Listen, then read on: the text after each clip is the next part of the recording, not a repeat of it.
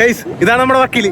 കോട്ടവിടെ വക്കീലിന്റെ കോട്ടവിടെ വാദിക്കാൻ ലൂപ്പോളൊക്കെ പിടിച്ച അല്ല എന്തായാലും ഇന്ന് തമ്പിനെ ഷെഡ് അകത്ത് കിടത്തും. തമ്പിയെ പൊക്കാൻ വേണ്ടിട്ട് അവിടെ ഒരു പറ്റ പോലീസ്. ഗൈസ് ഹായ് ഗൈസ്, തമ്പിയെ ഞങ്ങൾ ഇന്ന് ജയിലിലടക്കും ഗൈസ്. അങ്ങനെ ഞങ്ങൾ കോടതിയിലും കയറി ഗൈസ്, ജർമ്മനിയിലെ കോടതിയിലും കയറി. ഇനി കയറാത്ത സ്ഥലങ്ങളൊന്നും ജർമ്മനിയിൽ. ഇതും കൂടി കഴിഞ്ഞാൽ പൂർത്തിയായി. കഴിഞ്ഞ വർഷം ഈ സമയത്ത് നമ്മള് പോലീസ് സ്റ്റേഷനായ പോലീസ് കയറി ഇറങ്ങുന്നത് ഇവിടെ ജർമ്മനിയിൽ വന്നിട്ട് ഒരിക്കൽ പറഞ്ഞില്ല. പോലീസ് സ്റ്റേഷൻ കോടതി, പോലീസ് സ്റ്റേഷൻ കോടതി. എല്ലാ ദിവസവും പോലീസ് സ്റ്റേഷൻ. രാത്രിയാകുമ്പോൾ പണിയും കഴിഞ്ഞ് വരും. ഞങ്ങളുടെ വീടാണത്. ഒരു തെണ്ടി ഒരു ട്രെയിൻ സ്റ്റേഷനിൽ നിന്ന് എന്റെ മാല പിടിച്ചിട്ട് പോയാണ്. അതിന് ഞാനിപ്പോ കോടതി കയറി ഇറങ്ങണം. ആ തെണ്ടി ഇവിടെ ആലിഞ്ചിട്ട് നടപ്പുണ്ട്. അവന് ഇതിലോട്ടും പിടിച്ചിട്ടില്ല. ഇവന്മാർക്ക് എന്റേന്നുള്ള സാധനങ്ങളെല്ലാം മേടിച്ചെടുക്കണം. മാങ്ങാത്തൊലി കുറെ നാളായിട്ട് പുറകെ നടക്കുന്നത്. അവനെ പിടിച്ചിട്ട് അവനെ രണ്ട് കുമിട്ടിട്ടിരിക്കണം. അവരെന്താ പറഞ്ഞു, ഇന്ന് കോടതി വന്നില്ലെങ്കിൽ ഫൈൻ അടക്കണം. ഇന്ന് കോടതി വന്നില്ലെങ്കിലേ 1000 euro ഫൈനും 6 മാസം ജയിലിയും കിടക്കണമെന്ന്. എന്റെ മാലയാണ് പോയത്. എന്റെ മാല വേറൊരു തെണ്ടി പൊട്ടിച്ചോണ്ട് പോയി. എന്നിട്ട് അതിന് ഞാൻ കേസ് കൊടുത്തിട്ട് ഞാൻ തന്നെ ജയിലിൽ കിടക്കണം. ഇത് ഇവിടെ തന്നെ ആയോന്ന് എനിക്ക് മനസ്സിലാവുള്ള. എന്റെ പൊന്നുമക്കളെ, കോടതി അകത്ത് വീട് നിർക്കാൻ പറ്റില്ല. അതുകൊണ്ട് അതിൻ്റെ ഉള്ള കാര്യങ്ങളൊന്നും എനിക്ക് കാണിക്കാൻ പറ്റില്ല. പക്ഷേ അവിടെ പോയിട്ട് എന്ത് സംഭവിക്കുന്നു എന്നുള്ളത് ഞാൻ വേണമെങ്കിൽ സെറ്റാക്കി തരാം. ജിമാലെ ഇനി എന്നെ പിടിച്ചു പോയത് ഉറപ്പല്ലേ? സിമ്പിൾ. 1 മാസത്തെ സാലറി ഫൈൻ അടയ്ക്കുക, ഇറങ്ങിപ്പോരും. എന്താവോന്നാവോ പോയി നോക്കട്ടെ. ഗൈസ് നമ്മൾ സ്ഥലത്തെത്തി വീടെടുക്കാൻ പാടില്ലല്ലേ? കഴിഞ്ഞിട്ട് എടുക്കാം, ഇറങ്ങിയിട്ട് എടുക്കാം. ഗൈസ് അവനെ പൊക്കി. ഇന്ന് അടിപൊളി എക്സ്പീരിയൻസ് ആയിരുന്നു. കോടതിയിൽ ചെന്ന് കയറിയപ്പോ തന്നെ അവിടെ നിറച്ചും ജർമ്മൻസും പോലീസുകാരും എല്ലാവരും കൂടി ഇരുന്നിട്ട് എന്നെ നടുക്കൊണ്ട് നിർത്തിയിട്ട് ഒന്നും കൂടെ കഥ പറയാൻ പറഞ്ഞു. വേറെ കഥ പറയാം. മറ്റേ നമ്മളെ ചെന്നത് ഹൗസ് വൈഫ് ഇല്ലാത്തതുകൊണ്ട് ചെന്നപ്പോ തന്നെ ഞങ്ങൾ ഹൗസ് വൈഫ് ഇല്ലാത്തതുകൊണ്ട് എന്നെ മാത്രം കയറ്റുള്ളൂ. ഇവന്മാരെ പുറത്താക്കി. ഇവന്മാരോട് കയറാൻ പറ്റില്ലെന്ന് പറഞ്ഞു. ഇവനാണ് തന്നെ ട്രാൻസ്ലേറ്റർ. പക്ഷെ ഇവനെ കയറ്റിയില്ല. പക്ഷെ അവിടെ അകത്ത് ഇവര് ട്രാൻസ്ലേറ്ററിനെ വിളിച്ചിരുത്തിയിട്ടുണ്ടായിരുന്നു.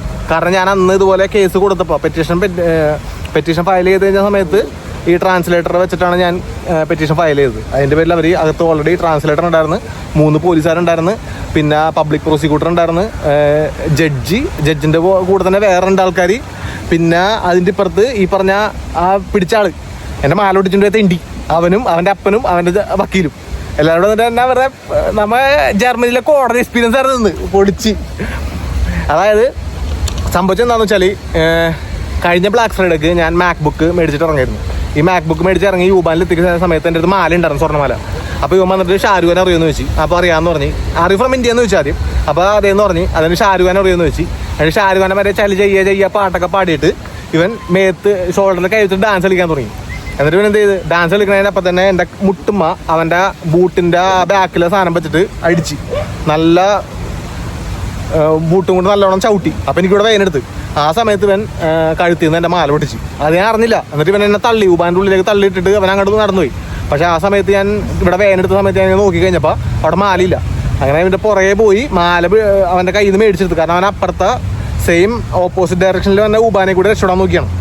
പക്ഷെ അമ്മ ആ ഊബ വന്നില്ല. ആ സമയത്ത് അവന് ഭാഗ്യം ഉണ്ടായില്ല. അങ്ങനെ ഞാൻ അതിൽ കൂടെ പോയിട്ട് അവൻ്റെ മാല മേടിച്ച് തിരിച്ച് പോലീസ് സ്റ്റേഷനിൽ വിളിച്ച് കംപ്ലയിൻറ്റ് ചെയ്ത് അന്ന് ഒരു 3-4 മണിക്കൂർ എൻ്റെ കളഞ്ഞാൻ. അത് കഴിഞ്ഞിട്ട് ഇപ്പോൾ 1 വർഷം കഴിഞ്ഞ ബ്ലാക്ക് ഫ്രൈഡേ എന്ന് പറയുമ്പോൾ എത്രയാണ്? നവംബർ സമയമല്ലേ? കഴിഞ്ഞ ബ്ലാക്ക് ഫ്രൈഡേ ആയിരുന്നു അതോ അതിന് മുമ്പ്? അതിന് മുമ്പത്തെ ബ്ലാക്ക് ഫ്രൈഡേ. കഴിഞ്ഞ ബ്ലാക്ക് ഫ്രൈഡേ എങ്ങനെ വരിക? അപ്പൊ 1.5 വർഷമായി. 1.5 വർഷമായിട്ട് അവൻ ശരിക്കും പറഞ്ഞാൽ ഞാനിപ്പോ വന്നു കഴിഞ്ഞപ്പോ ട്രാൻസ്ലേറ്ററിന്റെ ഇത് പറഞ്ഞാൽ അവന് 1 വർഷമായിട്ട് ജയിലിലാണെന്ന്. അവന് 9 കേസുണ്ട്. അവന് 9 കേസിൽ 6 കേസും ഇന്ത്യക്കാരാണ്. അപ്പൊ എല്ലാ ഷാരൂഖ് ഖാന്റെ സ്ട്രാറ്റജി, സെയിം ഡാൻസ്, സെയിം പരിപാടി. അപ്പൊ എന്തായാലും പൊക്കി. അതില് ജർമ്മൻ പോലീസിന്റെ ഒരു കുതിരപ്പോൻ ഇരിക്കട്ടെ. നമ്മൾ ഞങ്ങൾ വിചാരിച്ച് വെറുതെ എനിക്ക് കേസൊക്കെ കൊടുക്കണം, നമ്മുടെ സമയം പോയി. അന്ന് പോലീസുകാർ അങ്ങനെ പറഞ്ഞു, ഇങ്ങനെ ഒരു 10,000-3000 കേസ് ഡെയിലി ഉണ്ട്, ഞങ്ങൾക്ക് ഇതിന്റെ പുറകെ നടക്കാൻ പറ്റില്ലെന്നൊക്കെ അന്ന് പറഞ്ഞു. പക്ഷെ അവന്മാർ പൊക്കി, ആളെ പൊക്കി. അതിലെനിക്ക് ഭയങ്കര സന്തോഷമുണ്ട്. പിന്നെ എനിക്ക് നിങ്ങളുടെ ഒരു കാര്യം പറയാനുള്ളത്, ഇപ്പോഴും ഫേസ്ബുക്കിൽ ഇന്ത്യൻസ് ഇൻ ബെർലിൻ എന്നുള്ള ഫേസ്ബുക്ക് ഉണ്ട്, ഇന്ത്യൻസ് ഇൻ ജർമ്മനി എന്നുള്ള ഫേസ്ബുക്ക് ഗ്രൂപ്പ് ഉണ്ട്. അതിനകത്ത് ഡെയിലി വരുന്നുണ്ട് ഇതുപോലെ മാല പൊട്ടിച്ചതും അറ്റാക്ക് ചെയ്യുന്നേക്കാം. നിങ്ങൾ എന്തായാലും കേസ് കൊടുക്കണം. കേസ് കൊടുത്തു കഴിഞ്ഞാൽ ഒരു 5-6 പേര് അടുപ്പിച്ച് കേസ് കൊടുത്താൽ എന്തായാലും അവർ പൊക്കും, ഉറപ്പാണ്. എനിക്കിപ്പോൾ അനുഭവം ഉണ്ടായി. അതിന്റെ പേരിലാണ് ഞാൻ പറയണത്. എന്തായാലും നമ്മൾ ഇതിന്റെ പുറകെ നടക്കണം, നമുക്ക് കേസ് കൊടുക്കണം, അവനെ പൊക്കി. ഈ ട്രാൻസ്ലേറ്റർ ഇറങ്ങിയപ്പോൾ പറയണേ ബി കെയർഫുൾ. ഞാൻ വിചാരിച്ച ആ പണ്ടറക്കാലിൽ ഇറങ്ങി കഴിഞ്ഞാൽ പിന്നെ വരും നമ്മുടെ അടുത്തോട്ട്. അതെ, അത് വേണ്ടി ചോദിച്ചവരുടെ അടുത്ത് ബി കെയർഫുൾ എന്ന് പറഞ്ഞത് ഇതുകൊണ്ടാണ്. ഇപ്പൊ ഇനിയും അവർ നമ്മുടെ പുറകെ ഉപദ്രവിക്കാൻ വരും എന്ന് അറിയണം. അങ്ങനെയൊന്നുമല്ല, മാലക്കിട്ടിനി അങ്ങനൊന്നും ഇറങ്ങണ്ട, കാരണം ഇവിടുത്തെ സിറ്റുവേഷൻ ഇങ്ങനെയാണ്, അപ്പോൾ സൂക്ഷിച്ചൊക്കെ നടക്കാന്നുള്ള രീതിയിൽ പുള്ളിക്കാരത്തെ നമ്മുടെ അടുത്ത് പറഞ്ഞു. അങ്ങനെ ജർമ്മനിയിലെ ഒരു കോടതി എക്സ്പീരിയൻസ് നമ്മൾ ഫേസ് ചെയ്ത്. ഇവരെ കയറ്റിയില്ല, ഇവര് കൺട്രി ഫെല്ലോസ് പുറത്ത്. എനിക്ക് മാത്രം പോയി പറ്റി. നിന്റെ പാസ്പോർട്ട് നിന്നെ കയറ്റിയില്ലാത്തോണ്ട്. അപ്പൊ അടിപൊളി എക്സ്പീരിയൻസ് ആയിരുന്നു. ആളെ പൊക്കി, നമുക്ക് ഭയങ്കര സന്തോഷമുണ്ട്. ഇന്ന് നമ്മുടെ ജോലിയും കളഞ്ഞ ഇവിടെ വന്നാണ്, അതിനൊരു ഉപകാരം ഉണ്ടായി അല്ലേ?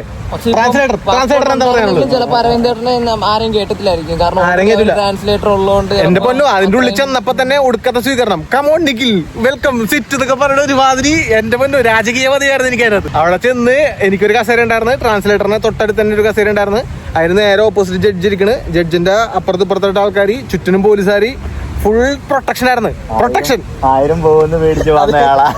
6 മാസം. ഇപ്പൊ എനിക്ക് മനസ്സിലായി എന്തുകൊണ്ടാണ് ഇവര് 1000 രൂപ ഫൈൻ ഈടാക്കുമെന്ന് പറഞ്ഞത്. കാരണം ആളെ പ്രിപ്പയർ ആയിരുന്നു, ആളെ പൊക്കി. എന്തായാലും നമ്മുടെ മൊഴി വളരെ ഇമ്പോർട്ടന്റ് ആണ് ഈ കേസിന്. കാരണം 9 കേസാണ് ഉണ്ടാക്കിയാണ്, അതിന്റെ അത് 6 കേസ് ഇന്ത്യൻസിൽ ഒരാളാണ് ഞാൻ. അപ്പൊ എന്റെ മൊഴി അതിനകത്ത് ഭയങ്കര ഇമ്പോർട്ടന്റ് ആണ്. അപ്പൊ അതറിയില്ല ബാക്കിയുള്ള ഇന്ത്യൻസിൽ നിന്ന് തന്നെ വരുമെന്നുള്ളത്. കാരണം എന്റെ അടുത്ത് പറഞ്ഞിട്ടുണ്ടായിരുന്നു ഇന്ന് വരാൻ പറ്റില്ല എന്നുണ്ടെങ്കിൽ വേറെ അപ്പോയിന്റ്മെന്റ് സെറ്റ് ചെയ്യാന്ന്. 1 വർഷമായിട്ട് അവൻ ജയിലിലാണ്. ഈ സംഭവം നടന്നിട്ട് ഇപ്പൊ 1.5 വർഷം കഴിഞ്ഞിട്ടുണ്ട്. അപ്പൊ 6 മാസം കഴിഞ്ഞിട്ട് ആളെ പൊക്കിയിട്ടുണ്ട്. പിന്നെ ഒരു കാര്യം പറയാൻ മറന്നുപോയി, ഇവര് കോമ്പൻസേഷൻ വേണമെന്ന് ചോദിച്ചിട്ടാ. അതായത് നമ്മൾ ഇന്ന് ജോലിയിൽ നിന്ന് ഇറങ്ങിയിട്ടാണല്ലോ ഇവിടെ ഈ മൊഴി കൊടുക്കാൻ വേണ്ടി വന്നത്. അപ്പൊ അവര് ജോലിയിൽ നിന്ന് ഇറങ്ങിയതിന് നിങ്ങൾക്ക് വല്ല കോമ്പൻസേഷൻ വേണോ, നിങ്ങളുടെ ജോലി പോയതല്ലേ, അതൊക്കെ ചോദിച്ചു. അപ്പൊ അടിപൊളിയാണ് ഇവിടുത്തെ സിസ്റ്റം, ഒന്നും പറയാനില്ല. ധൈര്യമായിട്ട് എല്ലാവരും കേസ് കൊടുത്തോ. ഇനി ആർക്കും എന്ത് പറ്റിയാലും എന്തായാലും സ്റ്റേഷനിൽ പോയി കംപ്ലൈന്റ് എഴുതി കൊടുത്തിരിക്കണം. ഓക്കെ. പക്ഷെ ഇതിന്റെ ഒരു വേറെ സൈഡ് ഉണ്ട് അല്ലേ അരവിന്ദേട്ടാ? എന്താണ് അത് ഞങ്ങള് കറക്റ്റായിട്ട് അറിഞ്ഞതല്ലേ? എന്താണ്? വീട്ടിലെ കേസില് ഒരു മാസത്തിൽ എല്ലാ ദിവസവും രാത്രി ആകുമ്പോഴത്തേക്ക് പണിയും കഴിഞ്ഞു ഇവന്മാർക്ക് ഇതുപോലെ വേറെ പണിയിട്ടുണ്ടായിരുന്നു. ഒരു അപ്പാർട്ട്മെന്റ് എടുത്ത്, ഈ അപ്പാർട്ട്മെന്റ് വേറെ ആൾക്ക് മറിച്ചോട്ട് അപ്പാർട്ട്മെന്റ് ആയിരുന്നു. ഇവര് അബദ്ധത്തിൽ പോയി അവിടെ കോൺട്രാക്ട് ചെയ്ത് പെട്ടുപോയാണ്. ഡെയിലി വന്ന് കോൺട്രാക്ട് ഡെയിലി മറ്റേ ഒറിജിനൽ ഓണർ വന്നിട്ട് അടിയാണ്. അയാള് മറ്റേ താക്കോലിന്റെ ഉള്ളിൽ പശ ഇടാ, പിന്നെ എന്താണ് ആരോടും ചോദിക്കാണ്ട് അപ്പാർട്ട്മെന്റ് കയറി വരാം. ഇതൊക്കെയായിരുന്നു അവന്മാരുടെ കലാപരിപാടികൾ. അപ്പൊ അങ്ങനെ ചില കാര്യങ്ങളിൽ ചിലപ്പോ വലിയ പ്രശ്നം ഇതൊന്നും വരാൻ ചാൻസ് ഇല്ല. പക്ഷെ ഇത് ഞാൻ സമ്മതിച്ചു കൊടുത്തു, പൊളിച്ചവര്. അപ്പൊ ഗൈസ്, ഇന്നത്തെ വീഡിയോ ഇത്രയൊക്കെ ഉള്ളൂ. എനിക്കുണ്ടായ എക്സ്പീരിയൻസ് നിങ്ങളുടെ അടുത്തും കൂടെ ഒന്ന് ഷെയർ ചെയ്യണമെന്ന് വിചാരിച്ചു. അതുപോലെ ഇങ്ങനത്തെ ഇൻസിഡന്റ് നിങ്ങൾക്ക് കൂടെ സംഭവിക്കണമെന്നുണ്ടെങ്കിൽ നിങ്ങൾ ഉറപ്പായിട്ട് ഇതേപോലെ തന്നെ പ്രതികരിക്കണം, കേസ് ഫയൽ ചെയ്യണം. ആ സമയത്ത് നമുക്കൊരു 3-4 മണിക്കൂർ പോകുന്നുള്ളൂ, പക്ഷെ എന്നാൽ പോലും അയാളെ പിടിക്കും. അപ്പോൾ ഇതൊക്കെയാണ് ഈ കാര്യത്തിൽ എനിക്ക് പറയാനുള്ളത്. അപ്പോൾ അടുത്ത വീഡിയോ കാണുന്നവരെ ചൂസ്.